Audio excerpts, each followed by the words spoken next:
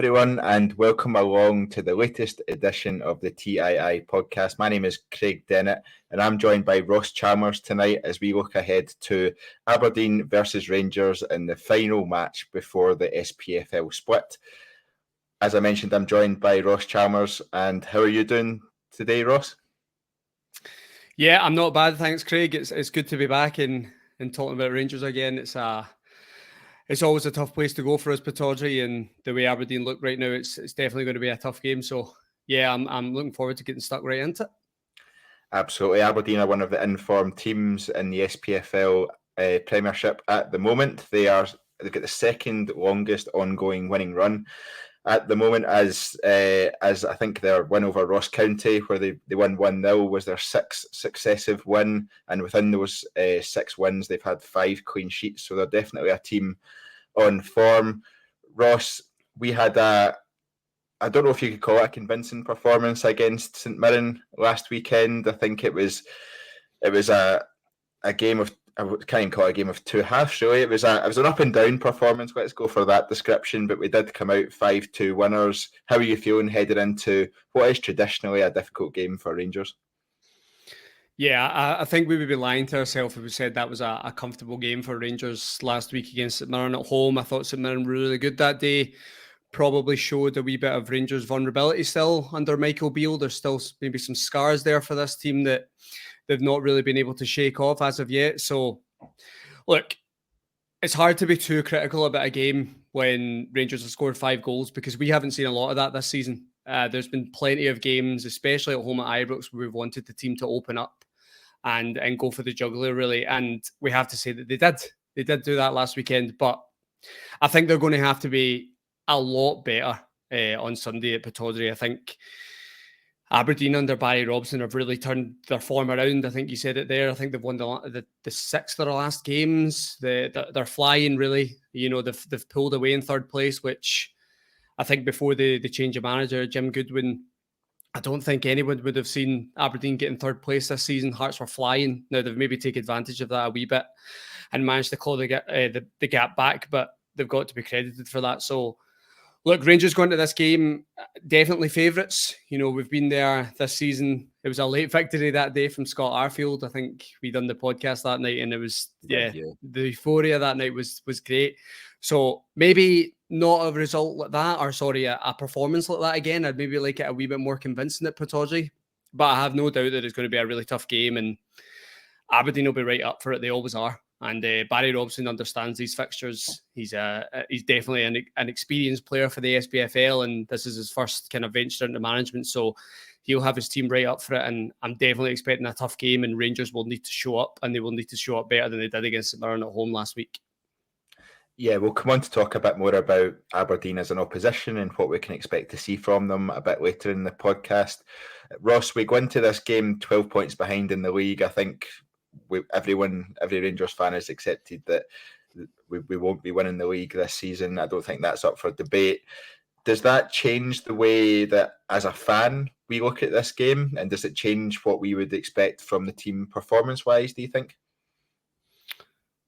I think you would be lying if you said as a fan you maybe don't go into these games with as much anxiety as you usually would, because you understand that the league is going to be really difficult to claw back at this point. And I think that's me being optimistic. The league really is done. Okay, so we just have to be honest with that. We're going to have to accept that now. For the players, I think, especially moving into the semi-final next week against Celtic, this is a real opportunity for them to try and gain momentum again going into this game. Of course, you could say they've gained momentum with the victory against St Mirren, but Aberdeen's a tough place to go, and it puts down a bit of a marker going into that game.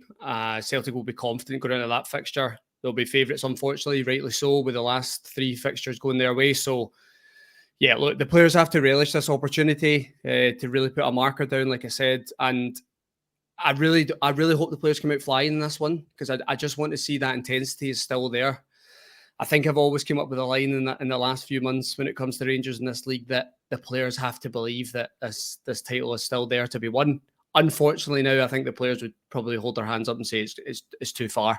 But I still want to see performances till the end of the season. There's a lot of players in there that are fighting for their place. I think you could go through the whole team, to be honest, and say players are fighting for their place. There's plenty of players in there as well that are linked with moves away. So it'll just be interesting for the rest of the season to see how Rangers show up in these SPFL games, especially going into the split as well when there's not maybe as much to play for now. So yeah, look, I'm looking for a performance going into this next week and give the squad itself and fans real confidence going into that semi-final at Hampden.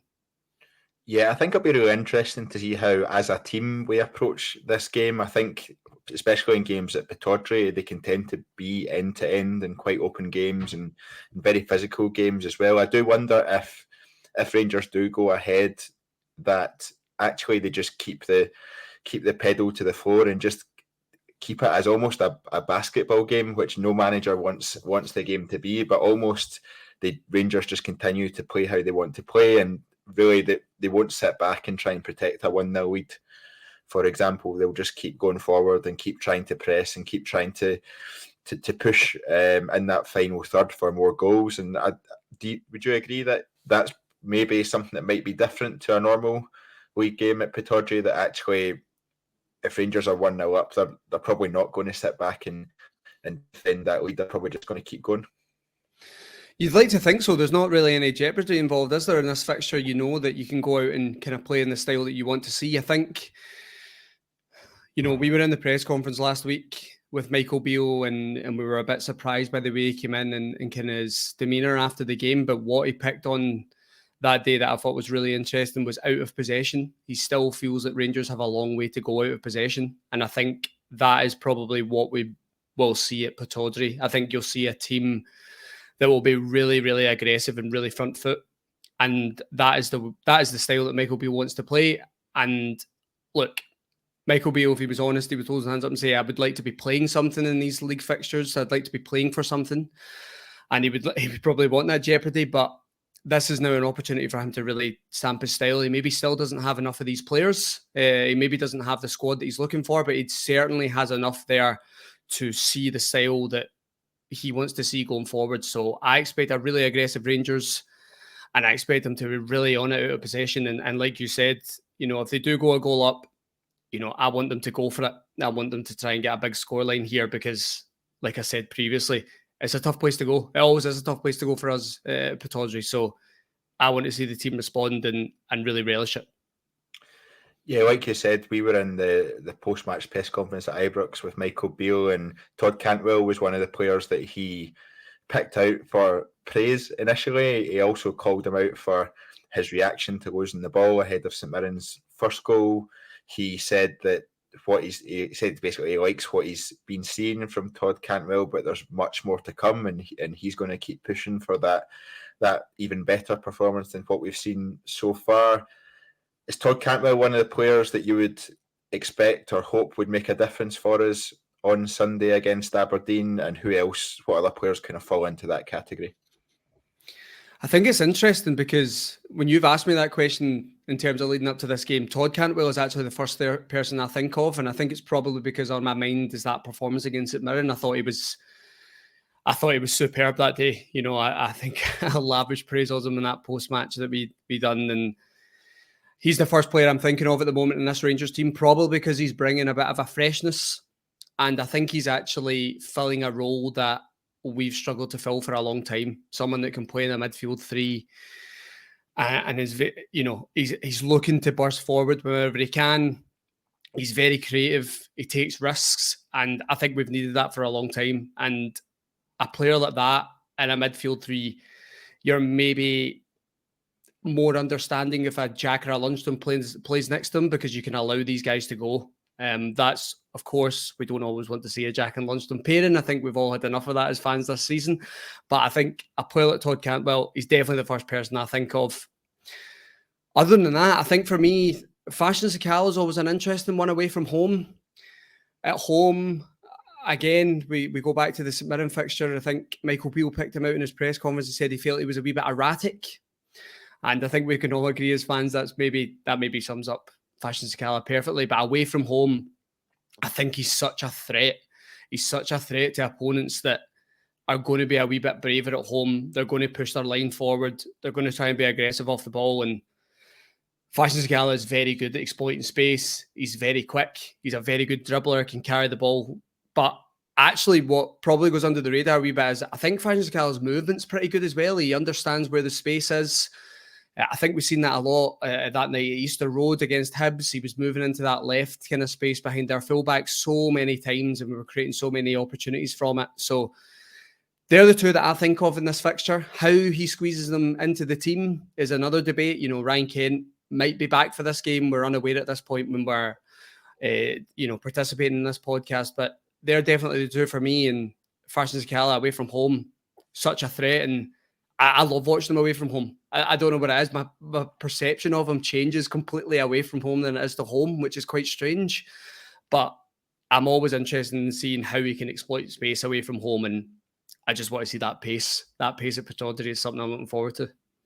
Yeah, I'd have to agree. I think away from home is where Fashion Sakala can thrive. I think teams are more likely to come out and have a bit of a go at us away from home, particularly when you're visiting Tynecastle, Easter Road, Pittodrie, these kind of venues. Teams are more likely to push up and leave a bit of space in behind. And I really think that's when Fashion Sakala thrives. And I think, to be honest, we were sitting at the St Mirren game last week, Ross, and I said to you I would play Fashion Sakala in almost 0% of home games, but I would play him in 100% of away games.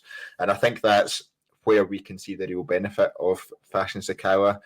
I think Todd Cantwell, it goes without saying, is going to be a pivotal player in almost every game he plays for Rangers. And I think we'll really, whenever he's out the team for whatever reason, we'll really miss his presence. Be interesting to see if Malik Tillman plays alongside him in that midfield and we go for the more attacking three, I guess, with Raskin sitting behind the two. I think that's probably the preferred midfield. We'll come on to team lineups in a bit, but that's probably the preferred midfield for most of the games that Rangers play that I'd like to see. You mentioned Ryan Kent there. This week we have seen some rumours that Burnley have made their move for Ryan Kent and he could potentially be moving away from Rangers in the summer. I think more and more fans, as it's been spoken about, are on board with the fact that Ryan Kent's time at Rangers is coming to an end, and actually the contribution levels that Ryan Kent has made at Ibrox, especially over the last 2 seasons, hasn't really been value for money or what we need from someone in that position. So if Ryan Kent is fit, I think it'll be really interesting to see if he does play. And if he doesn't play, I think Michael Beale is still talking in a way that Ravi Matondo has a chance to prove himself. And he may well be someone that, if Ryan Kent isn't fit, comes in on that left-hand side.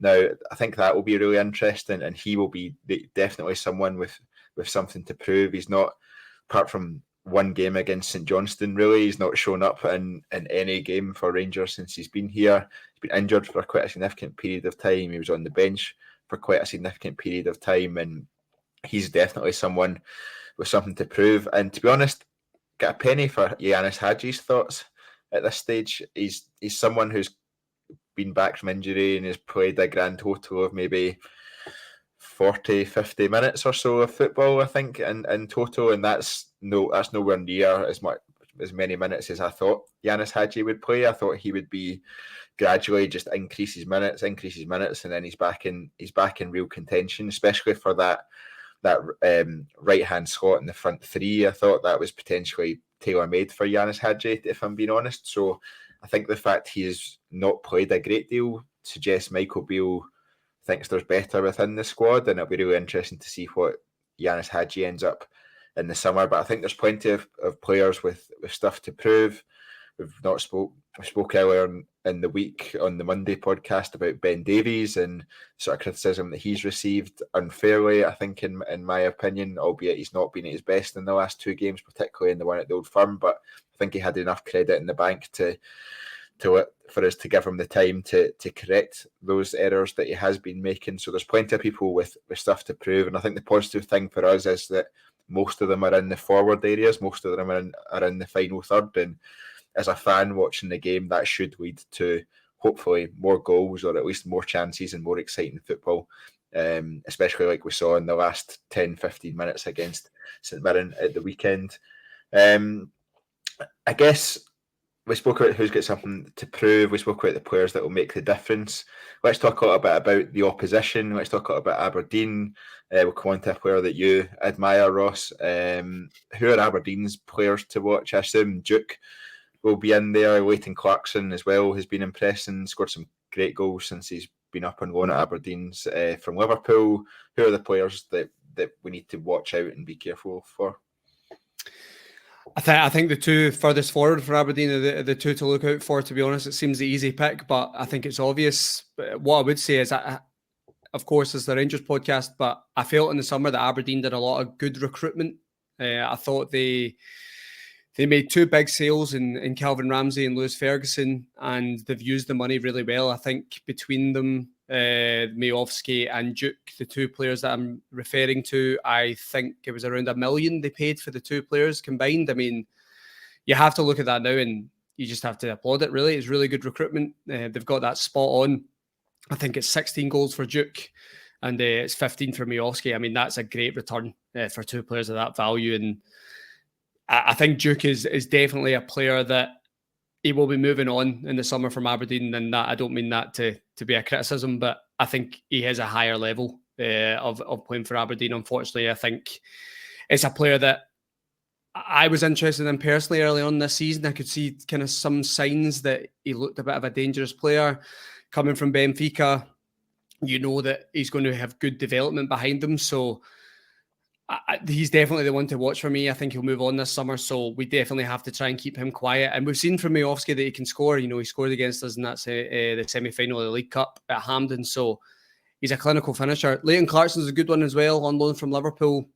They've definitely got some quality in Aberdeen. I think they've had a bit of a tough season all round. If they end up getting third, it's an absolutely great season for them, really, to be honest with you. And I think they'll look back and go, we made a great decision getting rid of Jim Goodwin. But I think Rangers have to be wary that this is a team on the up. You know, 6 games winning in a row is not easy. Regardless of the league, the SPFL, it's difficult to go on runs like that, especially for the teams below the old firm. So they definitely deserve respect at this point in time. And, you know, Duke is the main one for me. We'll definitely have to keep him quiet. Where they play him will be interesting. I think what they tried at Ibrox early on this season was they tried to play him behind the striker, and I'm not sure against us that suits him. I think if Aberdeen are thinking about it smartly, they'll try and play him on the last man here, and they'll try and get him as many opportunities around the box as possible. So, look, we've seen him score. I think he scored in the game at the 3-2 game, didn't they, at Pittodrie? Yeah. So, listen, he's a danger, and we'll need to be all over it. And sometimes most games in the SPFL, I think most Rangers fans would go into it and maybe not appreciate the other sides and think that we should have enough regardless. But I think he's shown this season that he's definitely a player with, you know, good quality, high potential, and we'll need to be all over it to get a result. I'm going to stick on the Duke point. He's one that you, as a player that, as I said, you admire. I think you can tell from the way you're talking about him there that he's a player that impresses you. He's one that some Rangers fans have said we should potentially sign, and I see the smile on your face because I already know what answer you're going to give to this one. He's a player that we should potentially sign come the summer. Aberdeen are obviously going to ask for a maximum fee. I saw one Aberdeen post saying that they shouldn't accept any less than £15 million for him. I think that's reaching just a little bit. I think probably the £3.5 to £5 million range is where they'll find that the fee that they get is he a player that, or is he the type of player, I guess, that you would like to see at Ibrox? We've spoken about a lot that we don't raid, for want of a better word, other clubs within the SPFL for their better players, kind of Bayern Munich style. Let's go for and almost pick off the better players from other teams in the SPFL. Is he one that you would like to see at Ibrox? I think this is a wider discussion we've had before, Craig, that I don't feel the club do enough with domestic players and they don't target them enough. I think we've seen plenty of good players over the years now, you know, leave the SPFL and do well and show how good they are. And I think there's a few players in the league at the moment, I wouldn't name them explicitly, that I think Rangers should be interested in looking at. Now, to answer your question, you know, shortly, yeah, I would probably go for Duke and I would try and sign him. What I will say is I don't think it's feasible now. I think the fee that Aberdeen would demand, I just can't see Rangers being willing to forfeit that kind of money. You know, I think you're right there. I think I think Aberdeen will look for big money. I think they'll look for at least 4 or 5 million for this guy. So I just don't think that's a risk worth taking. That doesn't take anything away from the player. I think he's a good player, but it comes down to how can you use that money correctly to facilitate the squad? How can you use that money to refresh areas? And I think we could use it in better areas, to be honest with you. But that doesn't take anything away from the player. And I think the wider discussion on that is that we should be targeting more players there. I think we said this in previous podcasts, there does seem to be a wee bit of a snobbery around the SPFL players and domestic players, and sometimes feel that there's no quality in this league outside the old firm. But I think there is. I think there's good players in this league, and I wish we'd talk up the league more, to be honest. But I just think, and I'd be curious to see what you think, I just think the fee that Aberdeen demand, I just don't think it's feasible. I think it's one that we'll let him move on, and he'll probably go down south to a championship team. I would have to agree with that, if I'm being honest. I think if he was hovering around the £3 million mark, we might take a bit of a punt on him, given how well he's done this season, and obviously his pedigree coming from Benfica's under-21s side of things. And I think that had the fee been £2.5 million to £3 million, we're probably in and around there sniffing about his signature. But I think if it goes up higher than that, £3.5 to £5 million, you're already looking at a £5 million outlay for Malik Tillman. There are other areas of the team that really need to strengthen, albeit out wide is one of the areas that we need to focus on in the summer. I just don't see us paying the, let's call it the Rangers premium to another SPFL club, even if it is a player like that. And Rangers obviously are often expected to pay more for players than a club from the Championship would be to another SPFL team. And I just don't think Duke has quite had the level, I guess the level of game time that we would want, or to prove that it's not just a one season flash in the pan. You don't have the many seasons of evidence for it to be able to back up that decision. And I think that probably tips us against signing him if the fee goes to £3.5 to £5 million. He's a player I think is really good, and he's definitely one we'll need to watch out for on Sunday. Ross, before we move on to the sort of lineup prediction and the scoreline prediction, one of the main talking points this week in Scottish football has been around Graham Shinnie's red card against Ross County, the subsequent appeal from Aberdeen, and then I'm going to go for baffling decision from the SPFL to add on an extra game to the ban, upping it from 3 to 4 games. I think the rule says due to a frivolous appeal, or an appeal that has no chance of success. What did you make of that Graham Shinnie incident, and what did you make of the subsequent fallout from the SPFL appeal? Well, I think we may be getting accused of bias here, because I think you know what my answer is going to be, and especially leading up to the fixture of the weekend. I think it's a red card. I'm not sure in modern day football that you're ever going to get away with that. Maybe 20, 25 years ago you would, but I just think the rule set now is that, you know, he's went over the top of the ball. It's excessive force. He's caught him high. VAR is always going to catch that. I just think it's a clear red card, to be honest with you. And look, I understand sometimes people get a wee bit frustrated when it comes to challenges like that. You know, he's won the ball. He's not necessarily meant to catch the man, but listen, you take a risk, you know, going in at that kind of force, that aggressiveness, and we don't want to lose that from the game. Absolutely, we don't. We want tackles to be made, and we want blow for blow tackles like that, 50-50s, but it's not really a 50-50. He's over the top of the ball, and he could have definitely, I think it's Jack Baldwin, I might be wrong on that, but he definitely could have injured the player there. So, yeah, look, nothing to do with the fixture this weekend between the two teams, but it's a red card for me. As for the kind of appeal process, I understand what you're saying. It seems a bit of a strange one to extend the ban. I'm not a great believer in that, but I think the whole idea is to prevent people from making appeals every single week, every single time they lose a man to a red card. And the thing is with that one, I think it's a red card, but I'm not sure that there's no chance it's ever been looked at in terms of an appeal. So I think overall the ban itself is quite harsh. 4 games. I think 3 games is plenty, to be honest with you, for the challenge. I think you know that Graham Shinnie's not deliberately going in there to harm the man. He's just went in a wee bit too hard. He's went over the ball, and it's a bit of a risky challenge. So yeah, overall, agree with you. Red card. and a bit harsh in the appeal process, but that's what we've come to expect now from the SFA in this appeal process. You don't really know what way it's going to go, to be honest with you. We've seen that over the years. Yeah, I think I referred to it as the SPFL appeal process, but you're right, it is the SFA that are in charge of that side of things. But I'd have to say that I think the extra game suggests there's been a bit of back and forth between Aberdeen and the SFA around this one, and the SFA have had enough, basically, and they just wanted to make a point. I think every week you see red cards appealed that you think there's no chance of them winning it, and never do you see an extra game added on. And this time the SFA have chosen to add on an extra game, and I think there must be something going on in the background for that to be the case, because I don't think, like you say, I don't think there was no chance of that appeal winning. I think it's up for discussion. We've seen it debated at length on social media, so I think absolutely there was a case to be made for it not being a red card. But I think on the grand scheme of things, on the balance of everything, what you see, I think it is a red card in today's game. Back onto Rangers, Ross. I guess going into these games, even the St Mirren game last week, we spoke about what players is Michael Beale going to give a chance to prove themselves. We've got 6 games now to the summer, effectively, potentially 7 if we're successful in the Scottish Cup semi-final. There's plenty of game time there.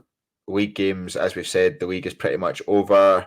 We spoke about the likes of Matondo, we spoke about the likes of Hadji. There are a few other players in there as well that I think still have to prove themselves to the manager.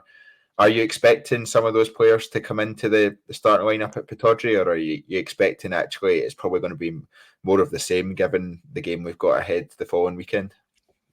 Do you know what, Craig? I never really understand this debate between fans in terms of, this is the time to play the young boys and this is the time to throw guys in that haven't really had a chance, because Michael Beale has to win every single game of football at Rangers. That is the pressure that he has. That's the expectation, and he is going to play the best team available for him. And the best team available for him are the players that he's been playing often lately, to be honest with you. You can go through most of his starting 11s and you would probably agree with most of them. Maybe the midfield is always up for debate.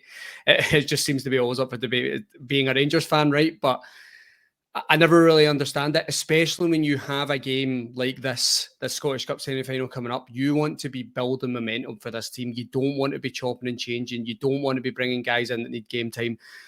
After this semi-final, we'll see what happens from it. We've got a good number of games before playing any potential final. You'll maybe see guys come in when the scoreline's a wee bit closer. He'll maybe take a wee bit more risks. I think we've seen that against St Mirren at the weekend. He was making changes, and I thought, it's a bit early for that. So I think you'll see more of that, but I just cannot see Michael Beale completely just playing a second team one week to try and get boys minutes. I just don't think that's how it's going to work. And it's just an argument or a debate between the fans I've never understood. I think you play the best team available for you in that game, and it's up to players within that squad to break in. They need to try and force the way in. I don't think we'll ever see him play a second team, for example, in these kind of games, but dropping in 1, 2, maybe 3 maximum players like Matondo, like Hadji, like giving Yilmaz game time once he's back fit. I think those kind of decisions will be interesting to see if we do. But onto your starting lineup for Sunday, can you run us through your first 11? Oh, that's an interesting one. Imagine I just came out with a full second team there after giving that speech. That would be hilarious. No, so I'll go for the usual what we've seen. I think he's going to leave a few players out in terms of the injuries they've been carrying. So I can't see Connor Goldson being risked here. I don't think a Ryan Kent will be risked either. I think he'll be left out of this one. So I think I'm going to expect McGregor in goals, a back four of Tavernier, Suter, Davies and Barisic. I think I'll go for Lundstrom, Raskan and Cantwell in midfield. And up front, I would like to see Malik Thielman, Fashion Sakala and Alfredo Morelos. That would be my team, especially going into next week. Try and build a wee bit of momentum. And if the big players are back, like Connor Goldson, Ryan Kent, I know we've had the discussion earlier about Ryan Kent, the contract situation. As long as Ryan Kent's a Rangers player, he'll play. And I think that's something we'll have to accept. So, yeah, that would be my team going into this fixture at the weekend. I don't think I can argue with much of it. I think it'll be interesting to see if Antonio Cholak is back with some fitness. I think as a result of him missing last week's game, Alfredo Morelos will be the one that leads the line. Is Alfredo Morelos is an interesting one because in many games, particularly against other teams in the top six, Alfredo Morelos leading the line is almost, I think, viewed as the better option compared to Antonio Cholak, and I can't disagree with that one. Given his contract situation, I think it's an interesting choice. I would tend to put him in the same category as you've just put Ryan Kent, as long as he's a Rangers player, he's going to play. Do you think we'll see Alfredo Morelos not just in this game on Sunday against Aberdeen, but through to the end of the season, he'll be the number one striker that leads the line? Yeah, I think so. I think, look, Antonio Cholak's done pretty well under Michael Beale when he's had the opportunity, but I think he's been a wee bit unlucky. He's picked up another injury now. He had an injury when he first came in, and he had a good run of form for a wee bit there, but he's dropped off slightly. And I think for Michael Beale now, he'll really be sitting back and feeling, I need a number 9 this summer. That needs to be one of the priorities that I need to bring in. So I think until the end of the season, Alfredo Morelos will play. I think if we're all honest, you compare the two players and you compare them at their best, there's only one player you're picking, especially in our Rangers team. It's Alfredo Morelos. He's got all that experience behind him. So, yeah, I expect him to play. For me, he's coming off the back of 2 goals against St Mirren.